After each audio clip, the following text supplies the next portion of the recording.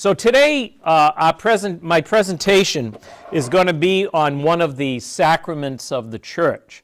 As you know, or you should know, that there's 7 sacraments.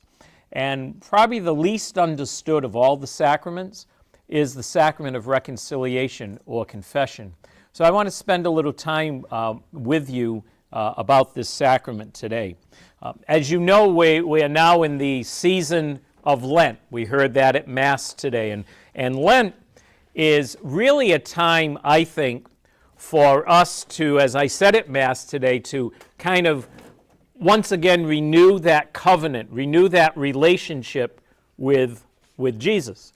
You know, we started that relationship long ago when we were baptized. Okay, you probably are not conscious of that, obviously, but that relationship began when your parents said, I want to bring my child into the life of faith. So that's the way we celebrated that, by having all of you baptized.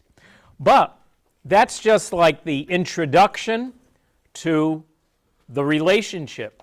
Over these years, how does that relationship grow in our life? Well, hopefully through prayer, through celebrating First Communion, getting ready now for confirmation. These are ways that we grow in our faith. These are ways that Christ left the church to help us so that the relationship isn't just a relationship in name only. I'm sure you have people, maybe even family members, that you're related to them, but there's really no relationship. You know what I mean? That, you know, you share the same name, you know, maybe, you know, they live out of town, or they might live up the street, but you don't have any interests, you don't connect with them. So you're related to them, but you're not in relationship with them.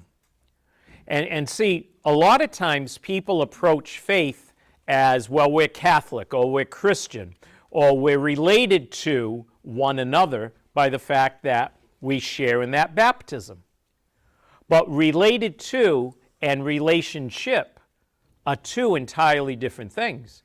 Christ wants us to be in relationship with him. And that's why he left us the church, as a means to try to be that bridge to have that relationship with him.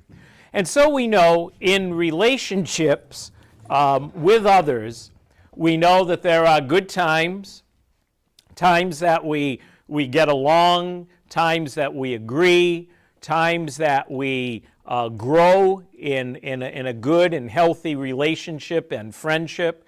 You have, I'm sure, a number of people that you think of right away, maybe outside your family unit, sometimes too far outside your family unit, because sometimes some of your best friends you will see going down the road are people who are members of your family. But right now, at this particular juncture and moment in your life, your friends are very important to you, okay? And so friendship is an important thing. Relationship is an important thing to us.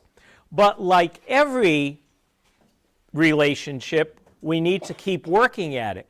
If not, that relationship eventually splinters. Sometimes there's a major thing that happens between you and a friend. You know, a major event, a fight, or a major disagreement. And it's serious, and it splits the 2 of you.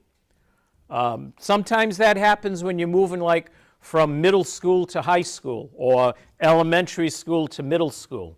You start getting involved with different people. You start getting involved with different friends. And that can cause your relationship to splinter. Sometimes we do something wrong. Sometimes we do something that's offensive, that hurts the other person, and that splits the relationship. So the reality is, in our relationship with Jesus, the same thing occurs. We have a relationship formed with him from our baptism. Maybe as a young kid, maybe that relationship was strong. Maybe that relationship, you went to church regularly, you received the communion, you continue to receive communion. Then sometimes one of two things happens in the relationship. Number one, sometimes there can be a split. And what I would call a major split, let me use as an example. Something happens in your life. Families, parents separate, or someone you love in your family dies. That can be a major split for people with God, because they get to that point, oh, this is great. I'm a friend with God. God's a friend with me. We're back and forth. We get along. Everything's great. Then something happens in your life and say, hey, wait a minute. I thought you were going to be there for me. Aren't you God? How come this person died? Or how come I prayed that my parents would not split? And they split. So we can have a disagreement or a lack of understanding. And sometimes that can be enough to split that relationship between us and the Lord. So we say, that's a lot of baloney, this religion, this faith, this God. And so we just abandon him. Think of what I said today upstairs, though. I hope, that homily wasn't just for the adults, but for you. Even though we might be unfaithful, finish it for me. God remains faithful. Even though we might be unfaithful, God is faithful. All right. So that's one reason sometime that we can have a split with God. What I see with many people, many young people, and older people too, isn't that major blow-up, big fight with God. Sometimes that happens. But what I see happening a lot is we kind of drift away. We drift away in the relationship. So we don't talk as much. We don't think about as much the person. And when that happens, that causes a divide as well between us and our relationship with God, because we haven't worked on it.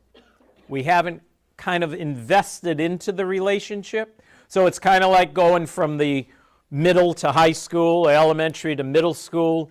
You start getting involved with other friends, other situations, and it's not that you dislike your old friends, but you just kind of say, I got my new friends now.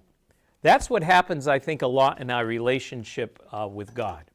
So relationships, by the very nature of their imperfection, will at times break down.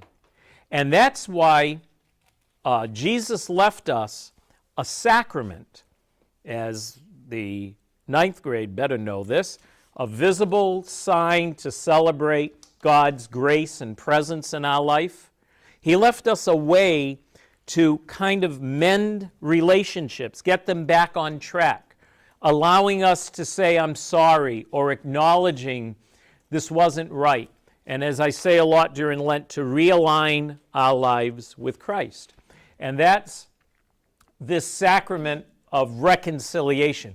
It goes by a lot of names, like maybe when did you receive first penance? Does that sound familiar? I don't know what they called it because I wasn't here, but a lot of times they call it first penance. Some call it, old people like me, call it confession. The name for it, though, is reconciliation. And what reconciliation is a combination of confession, recognizing our wrong and admitting it, and then doing something about it. Putting those two together, the end result is our reconciliation, a renewal of that relationship. So I'm going to interuse those words, okay? I'm going to interuse confession, penance, reconciliation, but I think you get the idea, right? We're talking about the same thing. Now,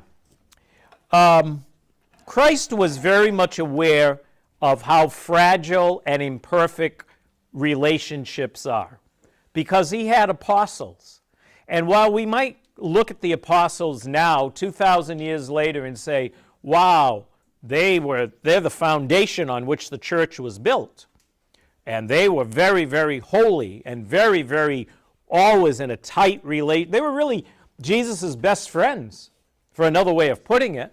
He's the one that said, okay, I choose you, 12 of them, to circle around him, to be his followers. But they weren't perfect, and those relationships broke down. The first one, Peter. Remember Peter? The story of Peter. Peter was called by God to lead the church. But Peter was the first person of all the apostles to the light bulb went on, and he said, you're the Christ. You're the Messiah we're waiting for. Up to that point, his friends were following him as, boy, he talks good. He gives a good talk. So we're going to follow him. And it was suddenly the Peter that said, you're Christ. You're the Messiah. You're the one we've been waiting for. So Jesus says, okay, you know, that's great. Now I'm going to put you in charge of the church, of the people that are going to continue to follow. But that same Peter, when the night that Jesus was arrested and he was taken by the Roman soldiers, on Holy Thursday, well, Peter, someone went up to Peter and said, well, you're one of his followers. And Peter said, oh, not me. No, I'm not. I don't know him. I don't know him at all. Well, not only did he do that once, not only did he do it twice, he did it 3 times in an hour. 3 times. 3 different people came up to him. Ladies, put the bottle down. You don't need a bottle in your hand. 3 times he denied him. So this same person who called him the Christ, that Jesus put in charge of his church the night before he died, that Jesus died, he denied him. Imperfect relationship. Then you have Judas. Judas was one of the 12, one of the original 12 disciples. Well, Judas starts listening towards the end of Jesus talking to his disciples, the beginning of Holy Week, after he goes into Jerusalem. And Judas starts like, I don't know about this guy. So he starts having doubts about that relationship. And he ultimately, see what he's got in his hand? A bag of money. He sells out his friend. He says, if you go to this garden, tells the Roman officials, if you go to this garden, you're going to find him here so you can arrest him. And they say, oh, thank you very much. Here's the money. It's called blood money. Because of that tip, Jesus was arrested and ultimately crucified. Okay? What a friend. He was a friend, but a fallen friend. What's interesting is that both did wrong, but listen to the rest of the story. If you go into the Bible, Peter acknowledged he had done wrong. He wept. He was sorry. He returned to the Lord. Judas hung himself. So one acknowledged that they had done wrong. The other one never admitted it. But he knew his life was in turmoil, and he ended up hanging himself. When we know that we've done something wrong, we can either deny it and live in our guilt and misery, like Judas did, or we can acknowledge and ask for forgiveness. And that's what the Sacrament of Reconciliation is all about. It's asking for forgiveness. There's a passage, I won't read it now, but there's a passage in John chapter 8, verse 1 to 11. And that's the story of a woman who was caught in adultery. And she was caught in this sin. And she was put before this whole group of men, and the penalty in Jesus' day for being caught in adultery was stoning someone to death, throwing stones at them until they die. Well, Jesus enters onto the scene, and he says to these men, "Let the person without sin throw the first stone."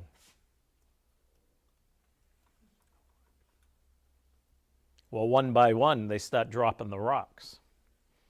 Because who is without sin? Nobody. So then he goes to the woman, he gets down, and he says to her, "Has anyone condemned you?" And she said, "No one." And he says, "Go, but don't do this sin anymore." That was like really the first confession, the first reconciliation, when you stop and think about it. So Jesus left us a way to have that same sense of forgiveness and God's love through the Sacrament of Reconciliation. What I want to do is answer just a couple of quick questions, then we're going to go to the tables on this, that people ask, well, what is this thing of confession? Because you people go to Mass, you receive communion, but confession not too much. And yet, we're encouraged to go to confession at least once a year and far more than that. But a lot of times, for whatever reason, we hold back. And these are some of the questions that I think people ask me that hesitate them on going to confession. Why do I have to confess to a priest? Now, the reality is, I go to confession too, because I sin like you sin. Well, maybe not the same way, but my relationship with the Lord is weakened by the mistakes and choices and decisions that I make in my life. And every once in a while, as often, more often than I really should do more often, but I recognize this is an important moment for me to align myself with Christ. Christ the King had confessions the day before Ash Wednesday. And so I said, well, that'll be a nice time to go to confession. Because the only time I really have, I go different places because I can't confess to me. Like, I go, bless me, for I have sinned. I can't do that. So I have to go to a priest. There's less priests around now, but saying Christ the King had confession on Tuesday before Ash Wednesday, and we didn't have any, and I was free. So I went down. So I'm sitting, waiting, just like everyone else, and all these people are kind of looking at me like, what are you doing here? What are you doing here? I'm here just like you, a sinner. Pope Francis, one of the first interviews he gave, and someone asked, how would you describe yourself? You know how he answered? I'm a sinner. The Pope? Yeah. We're not proud of it, but it's the reality of the weakness of our human condition. So why do we go to a priest? It's because, a couple of reasons. Jesus gave certain graces, presence, Christ's presence, think about that, confirmation group, to the ministry of priests, to the service of priests. He said, as the Father sent me, so I send you. Receive the Holy Spirit. If you forgive the sins of any, they are forgiven. So Jesus explicitly, when he formed his disciples and his apostles, the leaders of his church, said, to you I'm going to give you that ability to forgive in my name. All right, we're still asking God forgiveness. You're not asking me for forgiveness. But I become kind of the channel of that grace. Think about grace as a pipe between God and us. And I become like that pipe, that grace, to channel God's words of forgiveness, and you channel to God your sorrow for your sins. And so going to the priest is to recognize and say, this is a concrete moment when I have asked for forgiveness and I have received the forgiveness and grace of God. Can we ask for God's forgiveness separate from the priest? Of course. We should. And that's when the act of contrition comes in. You know that prayer you're supposed to learn? If you say that prayer every day, every single day, you're asking God to forgive you. We'll get to that in a minute, okay? When we sin, we're not only, though, affecting our relationship with others, with God, but we're affecting our relationship with others, okay? So if you and I have a fight, okay, and we stop pushing and shoving each other, and I push and shove you, you fall into you, you fall into you, you fall into you, sin has a ripple effect. When we say, well, my sin is very personal and it doesn't affect anybody, it always does. It always does. We might not know what that sin is, but sin or living in sin has an effect in our relationships with others. It really, really does. I like to look at it like a fence. Think about, a chain link fence. If there's a hole in that fence, now suddenly the whole fence is weaker. It's not just that little hole. That's the hole. That's the weakness. That's the sin. But now the entire fence isn't as strong as it used to be. And so that's the same thing with sin. Even though it might be private, that no one knows about, it has an effect because it weakens the entire body. The priest also is there to give us advice. When you turn to the priest and say, I've done this, or I'm sorry that I did this or didn't do this, the role of the priest is to say, well, maybe have you tried this so that you won't go back into that sin.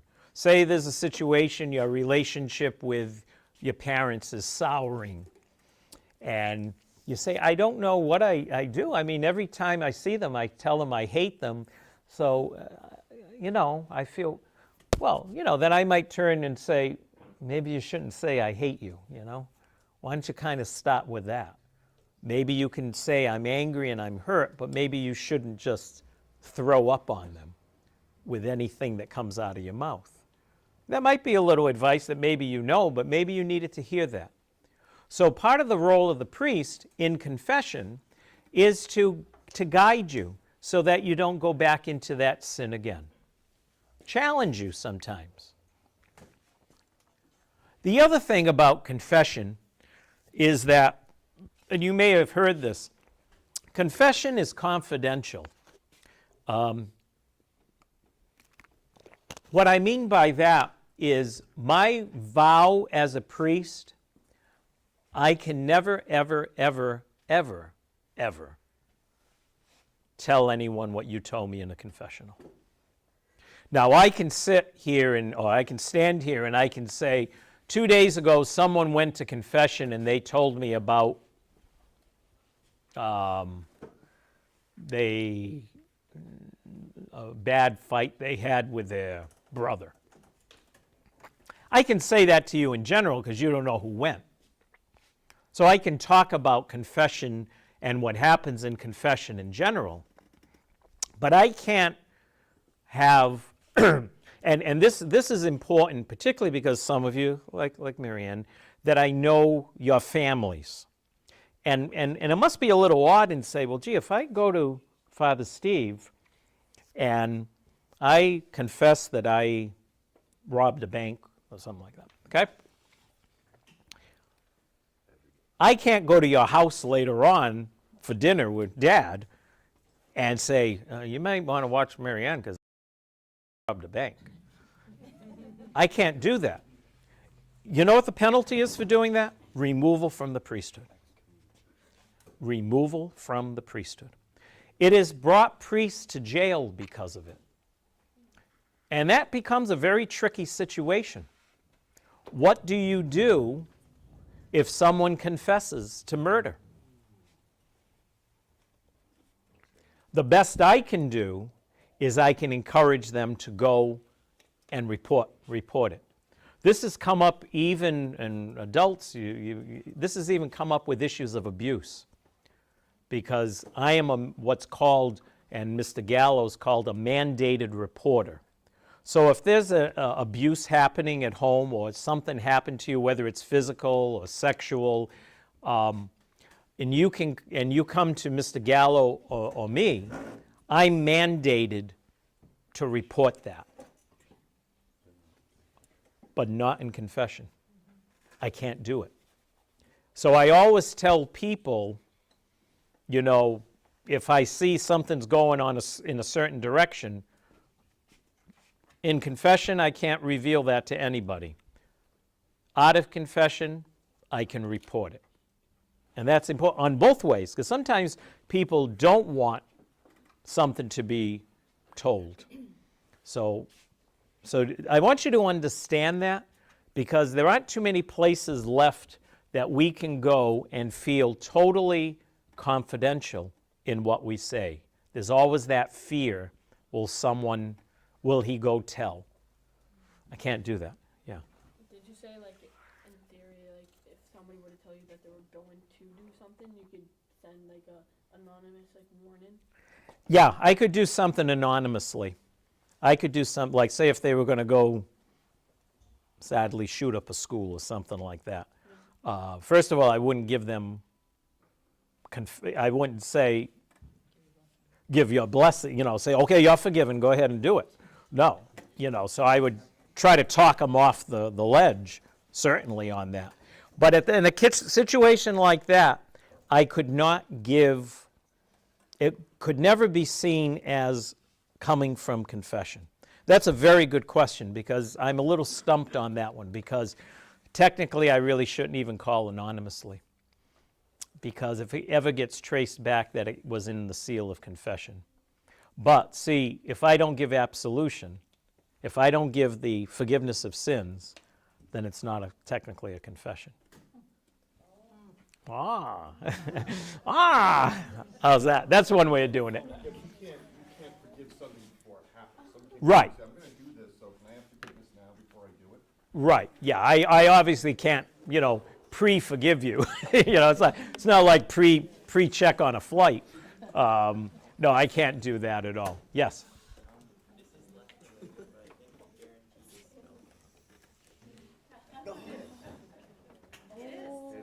Thank you. All right. Guaranteed was spelt wrong. I'm sorry. You forgive me? There you go. Okay. Now, why is it good confessing sins? Because if we don't, sin is like carrying a rock around, a boulder around. It really is. So it's time to let it go. Now, the type of sins, there are mortal sins, and mortal sins would be a sin. Think about it as a mortal blow to somebody. What's that mean? It's a total break. So there are sins that are more serious than others. A fatal sin, a total break, intentional has to be there. Venial sins are not as serious, and they do not permanently damage. So it's the difference between a friend of yours that you have a brawl and a huge fight that really breaks the relationship, as opposed to you just say something a little stupid and the relationship doesn't break totally. Okay? So that's something we can look at as well. One of the most important things that I find, and that's what we're going to devote the rest of the time to at your table, is confession. One of the things I think of the problem with confession is that it's the time of preparing for it, thinking about it. Next week, we are going to, as 8th and 9th graders, have the opportunity to go to confession. So we're going to have back-to-back meetings. We have a meeting this week. We have one next week. And next week we're going to do that with all the grades. But what's most important is the confirmation, those to be confirmed, to make sure that you go to that sacrament. But it's for all of us, because we should be doing it every year during the Lenten season. But one of the things I think is a problem with confession is we don't give enough time to the examination of conscience. I know for football, but I don't know about other sports. I know for football, do you do the films? Review the films? You know what I'm talking about? On like Monday or after the game or on Saturday morning, you go back and you say where we went wrong. Examination of conscience is looking at the film of our life and see where did we go wrong. And I think part of the problem with confession is we don't examine our conscience enough. So what we're going to do is today, what we're going to do is this. We are going to give you 2 pieces of paper. And one you're going to talk about here at your tables right now. The other one is also to bring home. This paper here is kind of an examination of conscience. And at the table, I'm going to ask the mentors to help you, to show you how to use this. Because here's the plan. I'm not going to be at your house this week. So if you take this paper, you bring it home, you throw it somewhere and don't look at it until next week, confession next week is not going to be that great of an experience. Because you're going to say, I don't know what to say, what do I say? I don't know. So what I'm recommending is we go through it here at your tables, but then you make the commitment this week to look at this every day and examine your conscience. Look at your life and say, yeah, I violated. And what we're doing is we're using the 10 Commandments as a guide. I violated that commandment. This is what I would suggest you to do. Write it down. Keep it hidden, but write it down. And when you come next week and we celebrate the sacrament, you can bring that paper with you. And so you're not going in to celebrate the sacrament and saying, oh, am I going to say the right words? And all. You just go in and you say, I am sorry for. Boom, boom, boom, boom, boom. And that's it. Doesn't have to be a long dialogue. Just say, I'm sorry for taking the Lord's name in vain, not going to church regularly, not honoring my parents, drinking, smoking. This is the time to kind of get that out. And also the hope and prayer that by receiving the grace of the sacrament, that you go out and you avoid those things. If you go out and you're going to, with no intention to try to change your ways, then this really is a waste of time. But if you go in and say, you know, I'm really sorry the way I treated my parents, or you know, misusing the gift of my sexuality, that's another big one. That's another big one at this particular age in your life. Maybe not all of you, but all of you are coming to that greater awareness. And there's, you know, a lot of people think, you know, sex and sexuality is a negative thing. God made you that way. What it becomes negative is how we use the gift. God made you that way, all right, as a sexual being. It's the way God made you. Devil didn't make you that way. God made you that way. But it's the misuse of these gifts. That's where we fall into sin. Okay? So I'm going to give this to each of the tables. If you take a look at this, and about 5 minutes towards the end, then we'll go through the rite of how to go to confession. I don't know if I gave you enough there.